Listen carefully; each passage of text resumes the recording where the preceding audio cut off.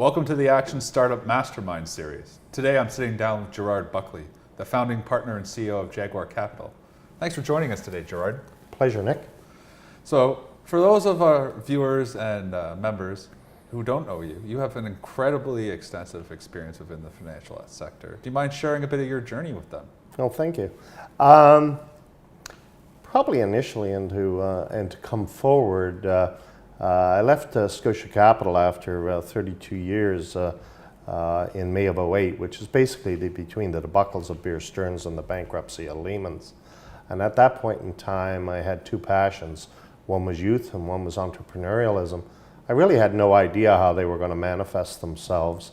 But at the same time, I had gotten my passion from youth, from extensive extracurricular engagement with young people through organizations like the Army Cadet League of Canada and developing scholars who assist in scholarships for youth in Guatemala, and entrepreneurialism, the clients that I did business with. I had a high degree of respect for the true risk those companies and the entrepreneurs took.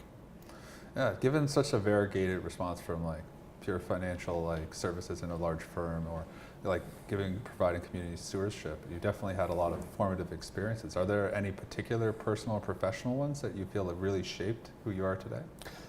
Clearly the cadet program. I personally started as a cadet when I was 13. I think the best story that exemplifies it, when I was like 11 or 12, I probably knew as much about hockey as any other person on the face of the earth as a 12-year-old. But I remember getting up in front of a group of people to talk about hockey at 12, obviously classmates, and I really froze. I was not able to speak. And then I looked at my cadet experience as a young person, as a leader, and the development over the next 3 or 4 years. And before I was 16, I was in the leading, groups of first 12 and then 30 and then 100 other youth before the next 3 years or therefore before I turned 19. Very nice. Now, what were the skills that you sort of like had to cultivate? Because increasingly as you get larger amounts of people, there's more not just like talents to manage, but egos, etc. So first of all, it's empathy with other people. It is clearly to understand what are the drivers inside other people that are either motivating them, causing them concern, etc. If you cannot empathize with another person, if you can't understand what's driving them, it will be hard to provide an environment where their success is going to be achieved. So integrity, consistency, as well as being able to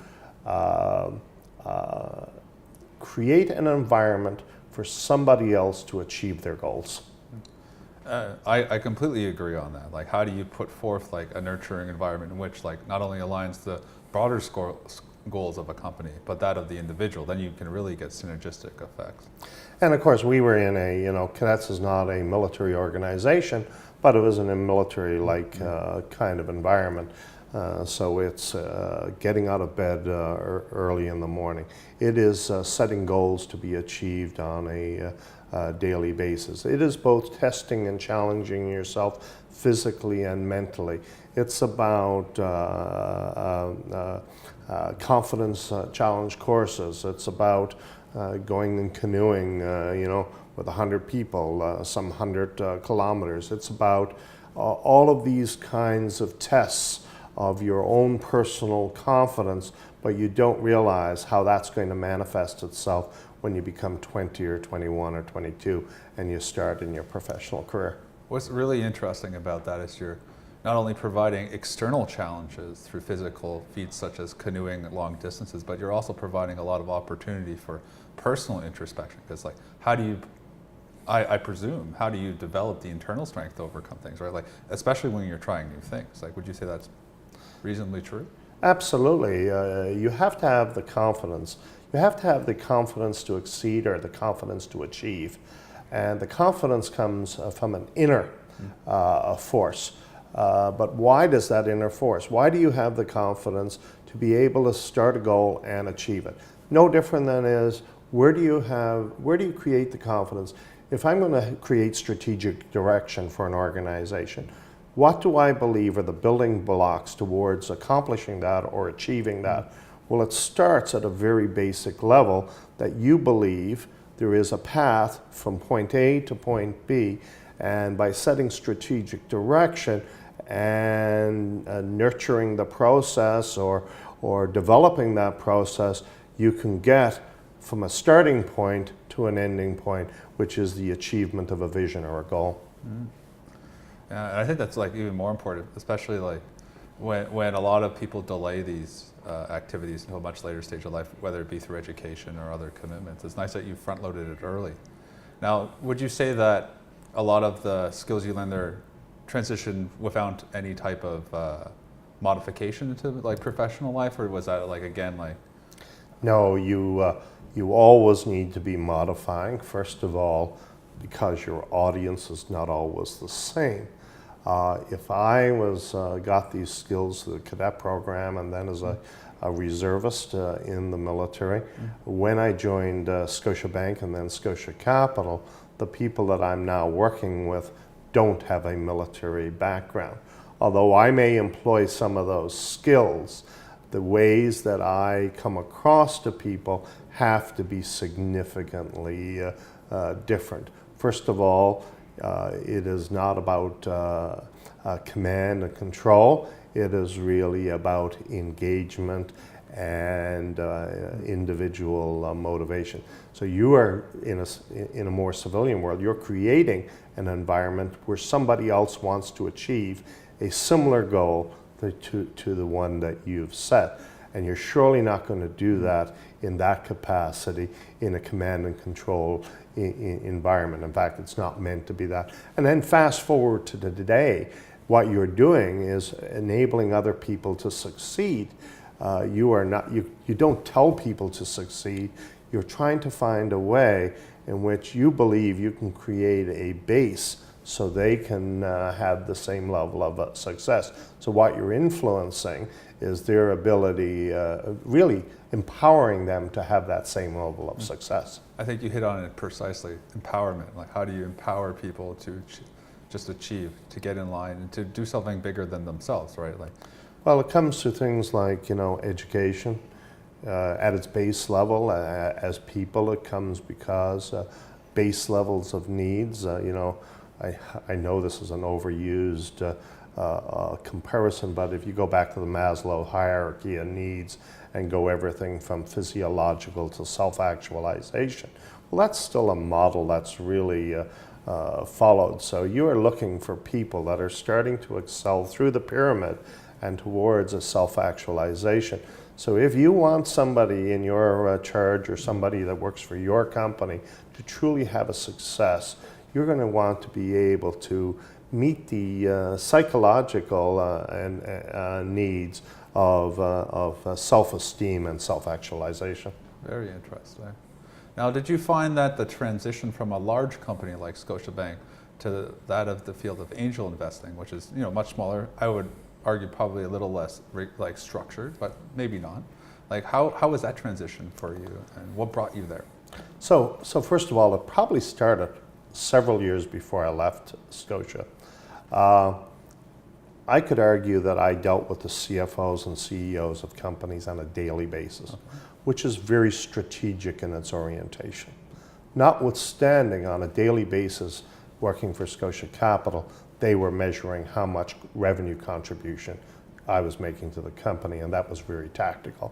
I knew I wanted to spend the latter part of my career in a very strategic role, creating strategy, driving strategy, and creating the vision for an organization to succeed. So I knew that I was not meant to spend the second part of my career in what I would call a corporate environment. I needed to be influencing day-to-day activities and day-to-day work with companies at a more strategic level. So the only way you're going to influence that is be dealing with the C-suite of a company, whether it's the founders or the senior executive of that team. So that's how I found my way from a Fortune 200 company to the earliest stage and growth stage companies. Plus the fact is, and I'll be quite honest, it was probably selfish. Very early I discovered my learning was significant. Every time I sat in a room with a young entrepreneur and a young company, I was learning something that I could not have picked. It would take me several books for every one of these interviews or presentations of a company to get the same basis of knowledge. So that was probably very selfish. So the amount that I've learned from entrepreneurs since I left Scotia in 08 and joined the angel environment in 09 was probably in the, or it's been magnitudes more than I would ever get from a university, another university degree, etc. I think it's like you got not only the contextual understanding of things you'd learned previously in finance within Scotiabank, but reapplying them to within the field of angel investment. Plus, there's a lot of other knowledge that goes on top of that, more interdisciplinary knowledge. That's very interesting, Gerard. So first of all, you're absolutely correct. Second is, what you now have the skill is to be able to see from 5,000 feet or 10,000 feet some behavioral aspects that will lead a company down a path that may not be the path that is most desired. So you have enough experience that you've seen others succeed and fail. And what you're trying to bring to the table is an understanding that if you start thinking a certain way, you're going to create a different outcome. I also think like working for Scotiabank prior, you probably saw like a lot of different touch points of other companies at higher levels, and then you were able to bring it down and see it at that perspective as well. Absolutely. I spent probably the last 20 years of my career deal facing or client facing, and most of my time at Scotia, even though dealing with the biggest companies, we're still interacting on a daily basis with various management levels of the company, helping them solve, although bigger issues and bigger problems around risk management in foreign exchange and interest rates, but still you were dealing with individuals who worked at those companies. What is, for our viewers and members who are unfamiliar with Maple Leaf Angels, what is the organization? So basically, Maple Leaf Angels is a organization of accredited investors or individuals interested in investing in innovation. Maple Leaf Angels is a Toronto-based angel investment group, one of 13 in Southern Ontario and one of 33 in Canada. Now, do they focus on any particular segment of companies? So Maple Leaf probably has its strongest areas in industries like ICE, information, communication, entertainment. We've had some strong healthcare investments. We've done a little bit of manufacturing, a little bit of financial technology. We've tended to shy away from businesses like pharmaceutical, like pharma research, or infrastructure, like bridges, etc. That kind of activity, but definitely a core competency in ICE, financial technology, and life sciences. Now, other than market conditions, are there any things that pull you towards those particular type of companies? Absolutely. ICE, information, communication, entertainment. It's sexy, it's fun. It's the next Netflix. It's the next. How are people engaging? It's whether it's what's going to be the next Facebook, etc. That's the exciting part. On the medical technologies side, wouldn't it be so cool to be part of the next company that probably finds the ability to solve retina implant surgery and call it 10% or 15% of people who can't see today to be able to see again. You know, I just think, you know, if you're part of those kinds of solutions, it would just be so rewarding. And of course, financial technology. You know, I spent 32 years in the financial services industry, so that comes as a result of just being there. Yeah, a lot of those disciplines you just mentioned, I feel, have a lot of social leverage, a lot for impact-wise, right? Like healthcare, you know, healthcare is currently being redefined. Like, how do we offer it in a more efficient and cost-effective way? Well, also upgrading the quality of care. Obviously, we're social beings. You know, how can we better interact with each other? How can we communicate more frequently and with better clarity? Like, there seems to be a little more of a theme here, I see. Well, absolutely. You know, I'm a follower of fit-based watches. At the point in time that each individual is, you know, records its daily activity, but is able to take its glucose levels, able to take its blood pressure, I believe at some point in time that the remoteness of an individual, whether you're in Canada's north, will not prevent you from getting the medical services necessary. We're probably less than 5 years away where you could wear a watch or a device and be able to fully record all of your vital statistics that a doctor would be able to look at if you were to contract an illness or disease. It's a very exciting time to live in, particularly given where technology is moving with IoT and whatnot. Now, is there a specific life cycle of companies that Maple Leaf Angels focuses on, or did they go from end to end? So, you know, life sciences generally has a longer life cycle. I invested in Shiny Ads in 2011, and we exited it last year in the fall of 2014. So that was literally less than 3 years. That's low. The average expectation often was talked about, say, 5 years ago, being 3 to 5 years. But I've generally found the numbers closer to 6 to 7 years. And if I look at other investments, I see that. Medical technologies is a little longer because when medical companies are looking for their FDA approval or CE mark in Europe or Canada Health, that's usually a 2 to 3 year process. So that adds on to it.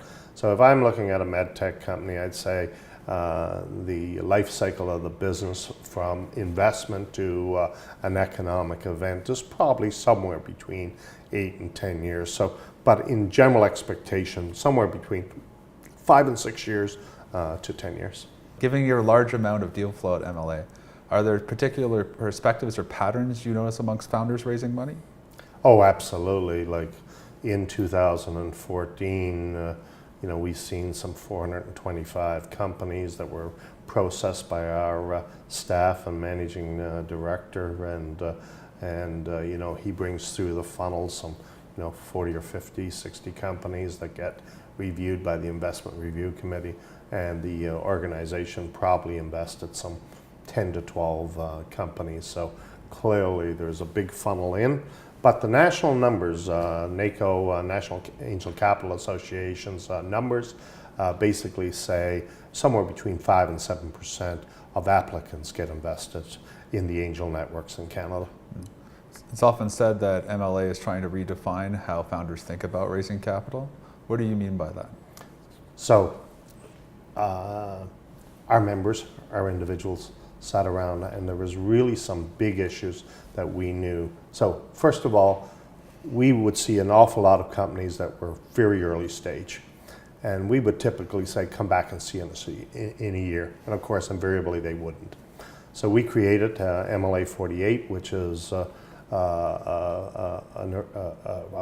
pre-seed investment vehicle that made decisions in 48 hours.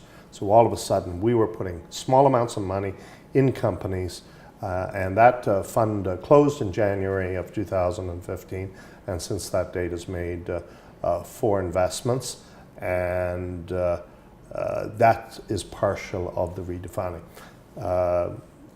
Reducing the amount of time to a yes or no.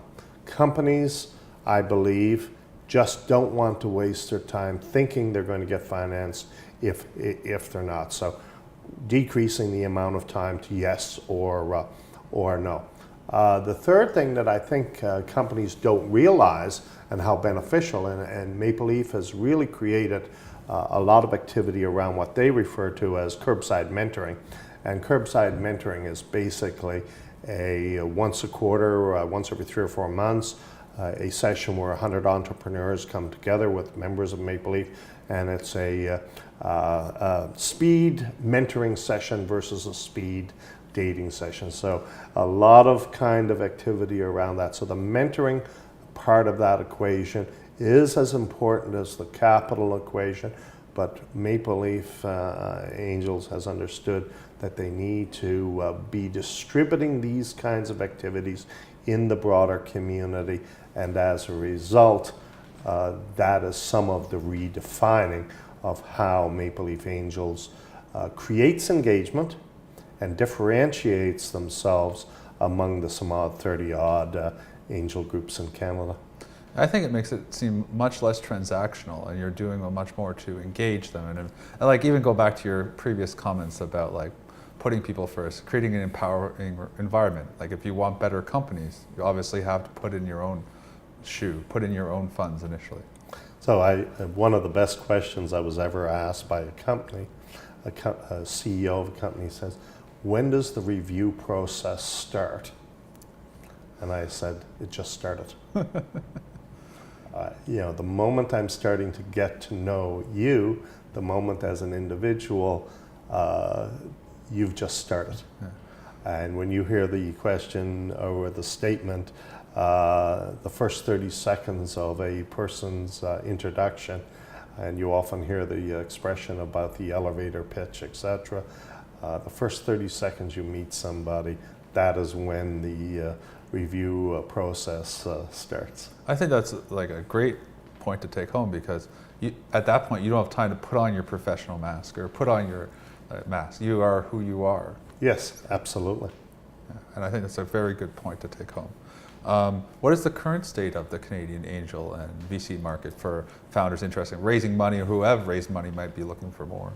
So 2015 numbers, and not out in Canada. The equivalent numbers in Halo report out of the United States does it on a quarterly basis. Canada does it on an annual basis. So the anecdotal information is there's some growth there. 2014 seeing growth over 2013. CVCA, Canadian Venture Capital Association, just released its numbers here for the end of 2015, and those numbers look very promising. Notwithstanding, there's a fair amount of government money that exists in the venture capital space. If there's any big phenomena that's occurring, there's an awful lot of capital coming from the United States to Canada. There's a lot happening between Toronto and Waterloo, but solving the longer term financing equation for companies is a big issue in Canada. But at the same time, we've got a couple of big success stories. Everyone is familiar with Shopify as a household activity, and Shopify is getting a lot of attention in Canada, but it's also drawing attention to the talent pool that exists: Toronto, Waterloo, Vancouver, Montreal, Ottawa.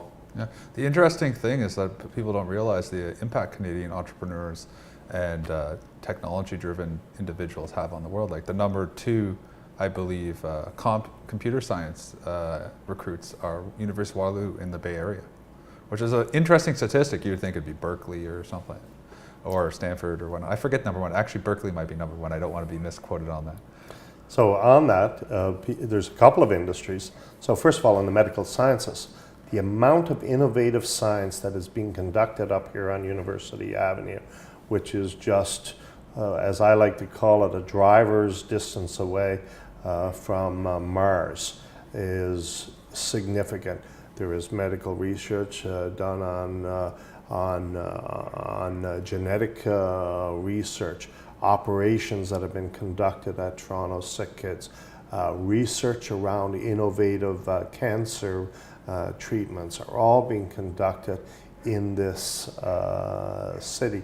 And then we have the financial services industry. For a country, there's nowhere where all of the large financial institutions' head office is within 100 yards of King and Bay in this city. You cannot get that concentration when you go to a New York or a Chicago or a Los Angeles. So those are two particular industries which the mind and management of those industries are so concentrated here in the city. So that attracts a significant amount of talent. Yeah. We definitely have a lot of talent in solving whether it's infrastructure problems along the corridor or whether it's getting more Canadians interested in these fields and taking part because there's different ways you can plug in. Now, something interesting you had mentioned before was like American capital is flowing into Canada, buttressing the need for it. Now, what are the long-term strategic issues facing funding that of like incipient companies in Canada? So the long-term issue is clearly, Canada has generally been a risk-adverse country. Canadians hold less than 10% of their portfolios directly in equity markets. Obviously, through mutual funds, they hold more, but less than 10% of Canadians hold direct equities. So it is a personal risk aversion for Canadians, whether they're going to invest in innovation. And we have a significant government sector that clearly assists there. So that is a big nuance difference, the development of the capital markets or the robustness of the capital markets in the United States versus in Canada. And that is a long-term issue to be dealt with. Cite the recent Compass report that replaced the genome report that just came out last fall. And they cite that as the biggest single issue in Canada, which is Vancouver, Waterloo, Toronto, and Montreal. Very interesting. Now, given your quantitative background, I'm going to ask you perhaps a controversial question. Is investing more of a science, like some say, or is it more of an art? It's actually neither. Ooh, please explain. It's actually neither. It's really a portfolio approach. If you are going to invest, whether I'm investing in public markets or I'm investing in innovation, I have to maintain a portfolio. And what I'm talking about is the idea of diversification. So in an early stage portfolio, if it is going to be anywhere near successful, you need to hold probably somewhere between 10 and 20 investments in that portfolio. The issue is, how do you find the 20 that you're going to invest in? That's where the heavy lifting is. And that is the number of companies you end up speaking with. So when I talked about earlier, the Maple Leaf Angels was seen 450 companies. It is the idea that you will be referred, whether it's from your network or your friends, the most opportune or the most innovative investment opportunities that may be available. So that's where the heavy lifting is done. And it is about networking. It's a people business. It's other people having respect for what you're doing. As an example, in Maple Leaf Angels' case, we've got two references for investment for our pre-seed fund this year from Founders Field in Montreal, and it just tells you it's that network that starts to get those opportunities to the table, and then it's creating a portfolio of those opportunities. Very interesting. Now, also along the lines of investing and creating a great portfolio, perhaps you could share some of your plethora of observations at MLA with perhaps elucidating how investors view companies or lessons of that for entrepreneurs, or maybe perhaps how you've seen entrepreneurs interact that you'd like to share with them to be more successful? So entrepreneurs, they start off in the morning looking for investment, and they go to bed in the evening realizing it's so much bigger. From a Maple Leaf perspective, we look for companies that solve problems with strong management teams with good business models.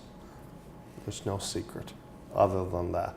And when we find our members that have good vertical expertise, do good amounts of due diligence, and get engaged with the company as advisors, we see significant increases in the potential of success for those companies. Well, definitely things to ruminate on. Are there any, other than those, are those the most important metrics that you consider when investing? So, the metrics are within in that answer, and the metrics, in my view, are three. In order: team.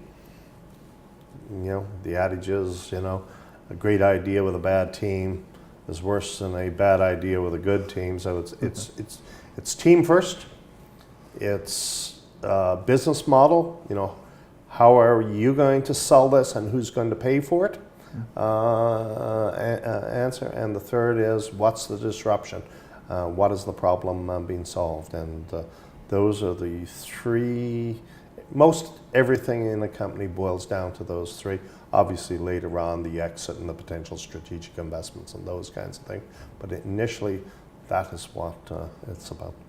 Excellent. Now, given that you see all these companies on a regular basis, what are some bigger trends you're starting to see across Canada that might be of interest to people who might start companies or who are currently at the inflection point, possibly pivoting? Like, what are you seeing? So, any company that's developing some kind of IP, whether it's around, whether it's around social media, etc., but it's IP is a big issue. If you're developing something unique that's different than others, that is significant. A lot happening in financial technology as a result of that, consumer trends, etc., data. It's happening partially because the financial institutions are taking notice. When we hear of things like peer-to-peer lending, robo-advisor, etc., that is being noticed. The interesting part in the financial technology space is the actual entrepreneurs are slightly older than the traditional ICE. In fact, many of my banker friends that would not be considered young entrepreneurs are now engaged. A peer-to-peer lending startup here in Toronto recently called Lendified is started by people, in fact all of them with 25 and 30-year banking careers. Interesting. So I guess you transfer that intimate knowledge of the market. Yeah. Very interesting. What is Jaguar Capital, Gerard? So Jaguar Capital is an advisory practice for growth stage companies in the areas of governance, financial management, and strategy. We at Jaguar Capital are trying to help companies accelerate. We are empowering CEOs to succeed. It is a classic consulting relationship with growth stage companies where we try to make a difference for the entrepreneur and the companies we engage with. So that everyone's on the same page, would you mind differentiating between, say, an early stage company and a growth stage company? Sure. An early stage company is pre-revenue, and a growth stage company is a company that is at least taking some of its revenue from sales. Now, how do the priorities and needs change between the these two stages of companies? Particularly if you're focusing on the one, I imagine that there is specific nuances. So the biggest issue with, or biggest thing for growth stage company is they're driving sales. It's about working capital, managing those growth and sales, whether it's work in progress, inventory, etc. So they're driving a sales equation, and although they are tweaking their product market fit as they go along. they are looking to create sales and create growth through sales in the company. Where a early stage company is usually working on product market fit, product first, beta of product, then product market fit, and usually most of their capital comes from either bootstrapping or invested capital. How does Jaguar Capital help amplify this desire to get sales and to close sales? So basically, we work with companies as a strategic partner. So we generally work with companies where we have value, there is a value proposition. So we clearly look for companies where the company believes, demonstrated through our conversations, that we can add value to the company. If we can't add value, we generally don't do business. Now, they say that leadership can take many different forms, and presumably the tasks that the people at the helm of these companies change over time. How do you manage that, like when you partner with them? So absolutely, that leadership takes many different forms. We discussed earlier some of the principles of leadership, of empathy, dealing with companies, etc. I usually like to have a conversation with the CEO and says, what is your view of what success looks like to this relationship? If we can put ourselves forward 5 months, 6 months, a year, how will success be defined by you? And then we start looking at what we would have to do as an advisor to that company today to get to that point in time. And if that discussion is emblematic of that vision and goals of the company, I believe there is a fit between what Jaguar Capital will be doing and that company. To the leadership skills specifically within that company, that comes back, whether it's in Jaguar Capital, for Jaguar Capital, or for the company, of the integrity, engagement with employees. How do we move this to the next level? How do we maintain our consistency? All of those kinds of things are the day-to-day leadership skills that will contribute to that, whether it's company-based or Jaguar Capital. As you transition from the fluent and emergent states, often associated with incipient enterprises, are there any sort of structures that help maximize the success in the long run that you would recommend? Absolutely. So initially, we hear the concept of advisory boards talked about, and it was just recently BDC done some research that actually tells us that companies with advisory boards or boards of directors have 24% higher sales and 18% higher productivity. So that research was done in the spring of 2014 by BDC in Canada, and that is really the first piece of research and the most recent piece of research that tells us the difference for when you start employing a stronger structure within a company. The stronger structure also, on an anecdotal basis, creates more confidence in the management's ability to succeed. It also shows the confidence of the CEO and the management team to attract other people to the company. And of course, as it attracts other people to work within the company, it also attracts investors. Yeah, I completely agree. Like, as you start from nothing, it's a lot easier to put good structure in than to tear down the entire house once it's built. Absolutely. Now, how do you ensure that the advisory board members are qualified or a good fit for a company? Because one rotten egg spoils the lot. How do you work with that problem? So basically, we have a model that looks at a skills-based model, and we basically talk to the company about the skills that they believe are necessary for the success of the company. Then we inventory and look at the skills that exist within the company, and we've created a classic skills gap, and then we collate common skills within that and start looking at those common bodies of skills, basically building a fence around the groups of skills. Some of those roles may end up being full-time, some may be achieved through advisory board, And bottom line is you collate those skills, you create position descriptions, and now you start looking for individuals for advisory board positions or boards of directors positions that will be represented by that skill base. It also sounds like it's tailored to the individual companies rather than just top down. Oh, absolutely. It's very much not a top down. It is a in the boardroom whiteboard exercise. It sits within the company. It is a classic, we now need to gather information to do the analysis. If a company goes out and just fills its advisory board with the first 5 people that it thinks it knows or thinks it needs, then you're probably not dealing with it from a skills perspective. Yeah, I think a structured approach here at least enables you to at least objectively evaluate the candidates. You don't want your last friend you were drinking beer with on a Saturday night. You surely don't need your neighbor, and there's a whole host of people that you don't want, but taking an objective process to this allows you to be able to really build on it as the company grows. And especially in early stage companies where there's a focus on product development, service development, customer acquisition, product market fit testing. The idea of governance is sometimes considered a very foreign concept. What is governance and why should entrepreneurs be interested in it? Well, governance, very simply, is the structure with which a business is managed.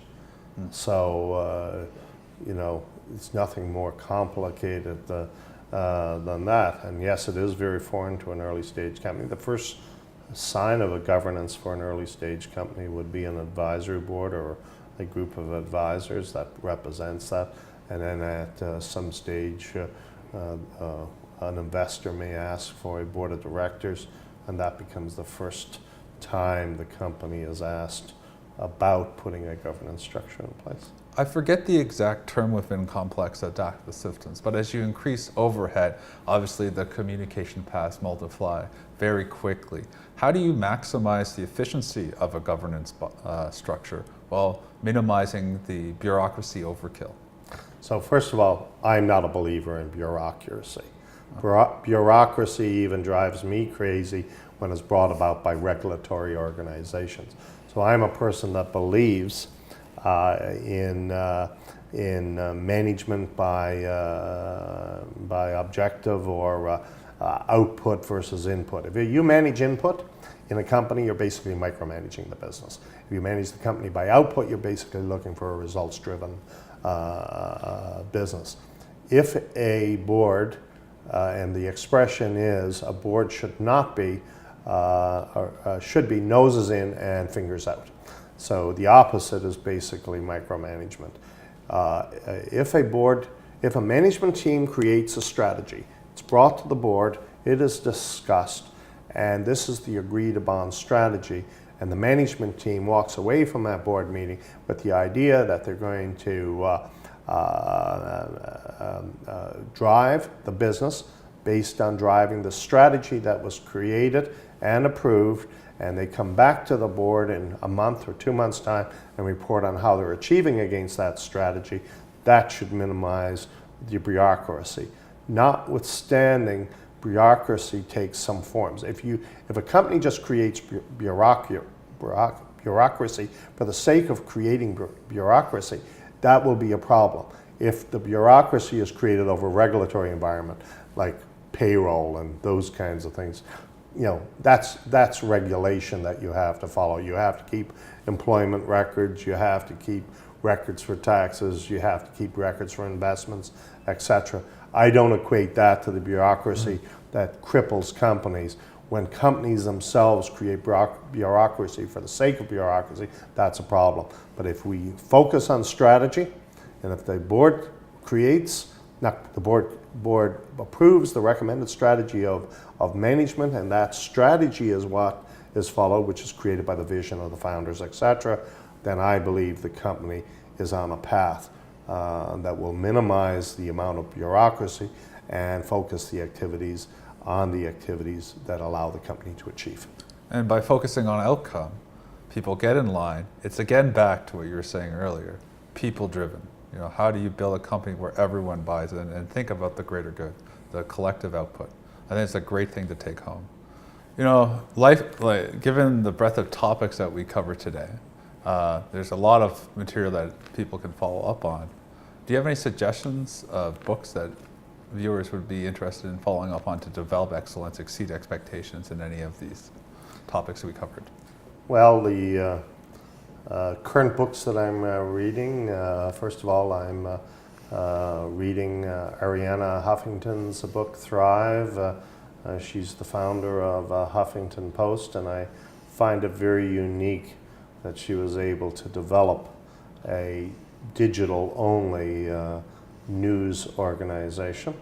So a lot of perspective there. I'm also reading Joseph Stiglitz's book, The Great Divide, that talks about how income inequality was developed and some of the things that we can do about it. I found books like Brett Wilson's Redefining Success and Robert Herjavec's book, Driven, to be of great interest. And these are outside of like what I call the startup domain books, like Eric Ries's The Lean Startup and those kinds of books. A book that I plan on reading next, Stanley McChrystal's book called Teams. I've always been interested in military style leadership, so I believe the military does teams very well. But I don't believe the corporate world does teams as well as it says it does. I don't believe it walks the talk to the degree it says, and I believe military leadership does teams better than the corporate world. So I've been introduced to Stanley McChrystal's book, Teams, and that's on the next tier of books that I'm going to be reading. I'm going to have to take a look at that one. Teams, you say? Teams. Okay, I'll look by at Stanley McChrystal's. McChrystal, General Stanley McChrystal. Oh, fantastic. Always good for information, Gerard. Finally, to close this interview, what are some takeaways you'd like to leave our viewers with? So the big one is, from my perspective, I view the world, success as a path and not a destination. I believe we are in control of our personal destiny. I believe we can control, or it's not about controlling what you do. I often say, you know, we are all people of dreams, and being a person that thinks about whether you dream it or not, it's just you live life by going out and living out the dream that you see.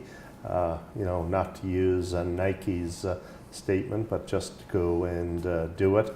But at the same time that you achieve your vision and your goals, you always have to think about the, as I call it, the little guy. The guy, we don't always have the same opportunities as each other. So we have to be responsible for a broader society or a broader community. And I think we have to always be individuals who think of others and how we develop and how we achieve the goals we set out. So most recently, I have been a mentor with the Mentorship Partnership, which is a part of Toronto Region's Immigrant Employment Council. And this is an organization that attracts mentors for new Canadians who are trying to get employment in Canada.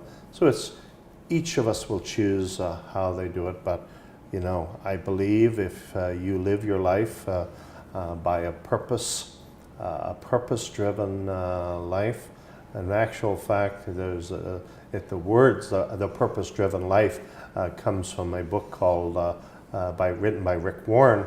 However, I've recently heard those terms used by a famous mayor of Mississauga, Hazel McCallion. And if Hazel McCallion can live her life at 95 years of age in a purposeful way, we should be able to do the same.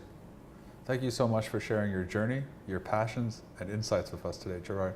It's great talking with you. Absolutely a pleasure. Hope to have you back again. Take care. Look forward to it. Thank you.